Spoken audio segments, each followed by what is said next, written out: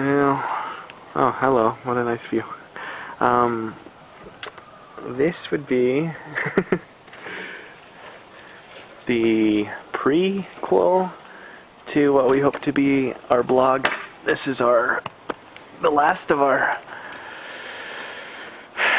garden on our little 0.15 acres. Chickens and rabbit up there in the corner. Julie is digging spuds right now, and behind her tomatoes and rhubarb and peach trees and all sorts of fun stuff. We're in a zone 2? 3? 3 climate. Some semi-quasi 4, yeah. Depending on the global warming of the year. We used to have goats right in this little patch right there. That's why we don't have much grass left. We've had to kind of suburbanize it up to get it sold. Fire pit.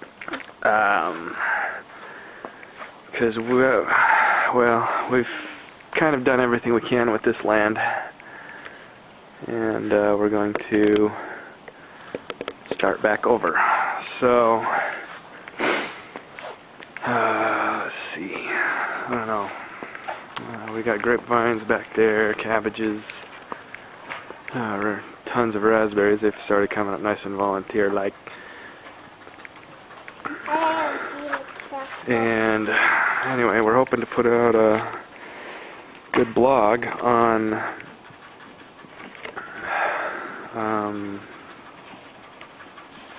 sort of a square foot style gardening, how to grow as much as possible into as small of a space as you can. The rhubarbs come up very nicely. Wow, that's about half as tall as I am, and just as wide. So, Julianne here, in her waders and bathrobe, got the hankering to come out and try some of our spuds before we end up selling and moving and losing it all. So, we're actually going to have dinner later on with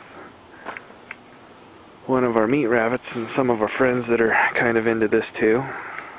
And as much as we hope it all turns out well, we're trying to become reconnected a little better with our food.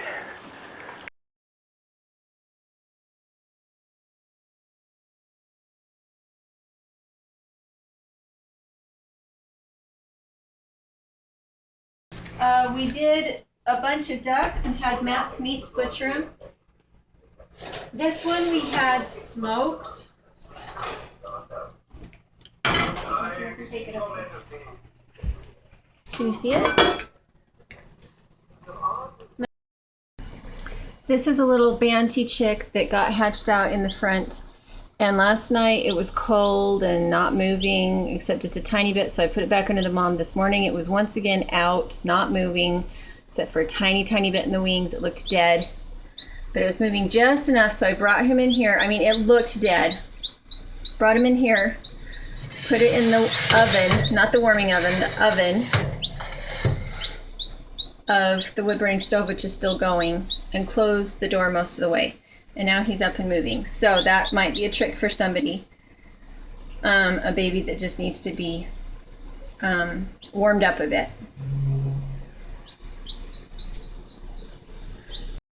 You're gonna bring your knife. This plane of the knife is always gonna be on the ribs, because we're just trying to skin them off. In the winter, it's not a big deal because we have the wood stove going. But it's going to be 75 degrees today. And we don't have our wood-burning stove hooked up to propane. This edition is a propane edition. We've used it before, but we don't have it hooked up right now because in the winter we don't need it. However, after that little morning of no electricity, and I don't know how to hook it up, I need to have Mr. Dirt show me how to hook it up, and that way I have it in the summer to cook with. Okay, it's on the box.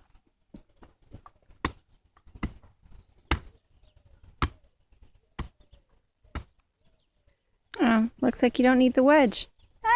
Never mind. Did you want to explain to them your thinking on this? So this log, I was trying to cut was, my dad hadn't cut, Mr. Dirt hadn't cut all the way through. I'm starting to harvest some of our herbs, so I wanted to show you how I do it. This is a rack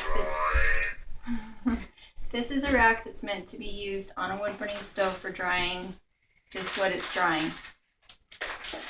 This is mother. Hi, baby.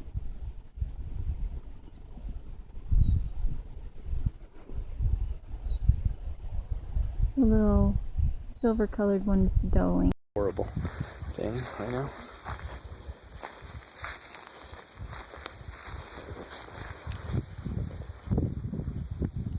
Good little one. I'm not sure he's hungry anymore. He's been out here. Gotcha. Yeah, we just grabbed on.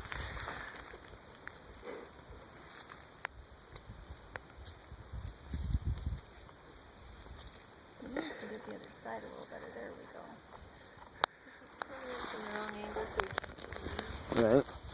So your first fresheners mixed with your day olds, and they seem to do quite well, huh?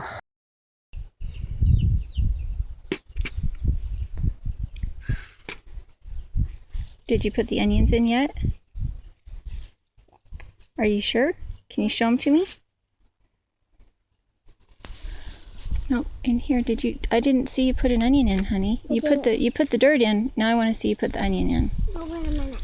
I think you forgot. I didn't do it yet. Okay, so put the onions in, and then we'll know you didn't forget. Onion here and onion there. Haven't done. And which side goes up, honey? I didn't see any onions in them. You put dirt in them, but you didn't put onions in yet. Which side goes up? Which what do we call that point? That part?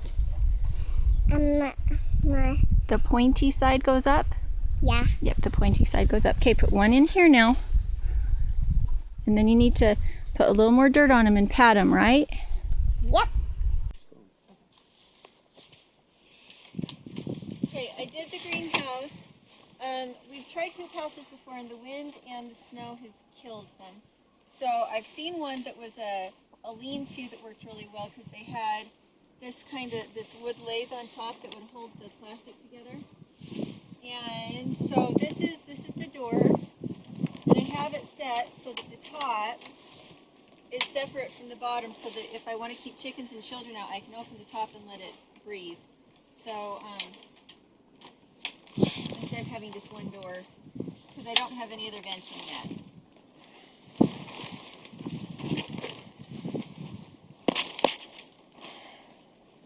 Sorry, I built it for short people. This is the inside, so it's a raised bed, and I pushed it up against this wall because what I'm going to do is take netting, like chicken wire, and run it all the way up to the ceiling and down to the cross beam, so that I can train peas onto it, peas and beans, so that while it's early season yet, I have something planted. The lumber was the most expensive part, and so. Am I going? Yes, you're going. Okay, so this is a diamond blade, the scythe blade. The best information I think is on scythe connection. Do you need to be closer so you can hear me? I don't know. You probably need to be closer so you can hear Okay. me, especially. My magic ears are not sure what the camera is reading. On the scythe connection, they talk about how to size yourself to them. When you get it from, I think it's Scythe Works, is the company that is the guy that runs Scythe Connection. His brother-in-law runs Scythe Works, if I remember correctly. And it's an Austrian blade. They're 50 years. Okay, so if any of you wondered why in the world I was planting everything in boxes, it's because I wanted to be able to move them. The cardboard will degrade, so I can just take these boxes and I can go dig a hole and just put the box in, and I won't have disturbed any of the roots. None of the roots will have been disturbed. I could put them in a cold frame, but either way, I can move them. So I have taken them off the top of the grow bed, hotbed, and it's cooler down on the floor. They won't get as much sunshine, but They're not high sunshine needing plants anyway. And here in a little bit, once I have my cold frame ready, I can just go put them out in the cold frame in the boxes. And I can still water them where they are, and the cardboard retains water much better than a little plastic grow container.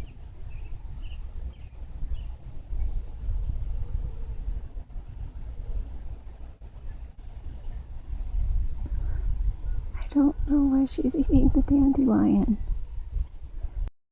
This is Paige and Kaya. We're both hauling. We're trying to do this. It's a path.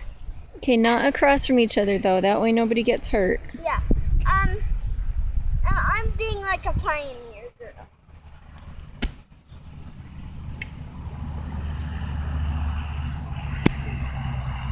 And So, this is the amazing shrub woman.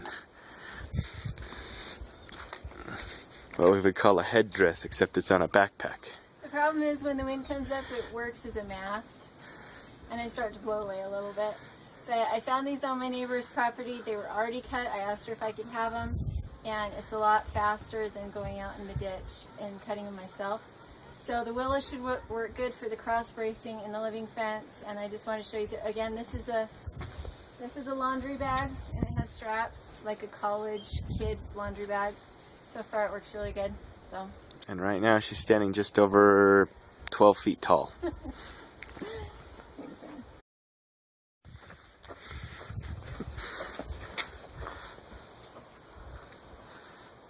And she walks off into the sunrise.